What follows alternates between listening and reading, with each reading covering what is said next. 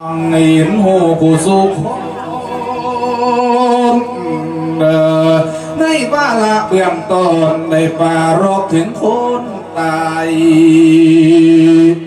โทษที่ว่า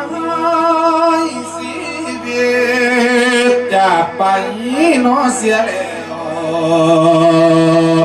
มามีวันคืนมาเยี่ยมกลับคืนมาพอกันอีกจะไปฆ่าไปขายยังมีวันพบพ่อได้เห็นนายเกลือหลังเด็กน้องนี่เป็นอย่างผู้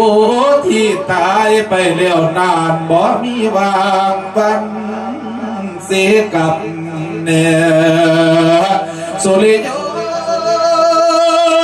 ลงลาเมื่ออื่นมายังเจอพ่อ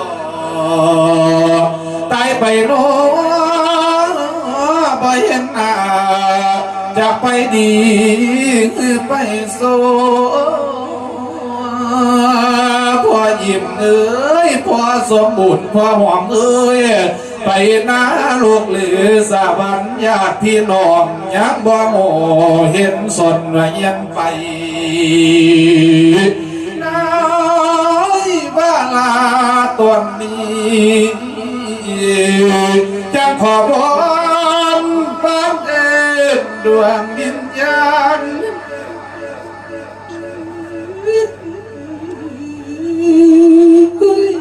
ดวงวิญญา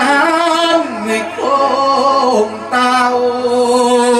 โอ้ยป่าวัดเตือนอยากเอิญในจักหัวข่าวสารเนี่ยดวงวิญญาณพ่อยิ้มผู้พันใหญ่นายสมบูรณ์ผู้พันใหญ่นายความสมมาบังว่ามา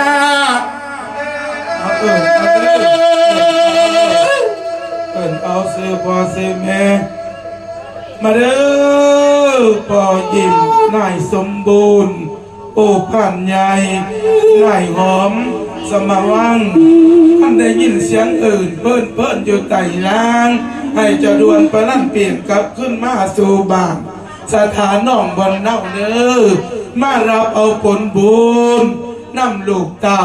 สาเหลวจังคอยไปมาเด้อลูกปันได้เวลาปลูกแกงลูก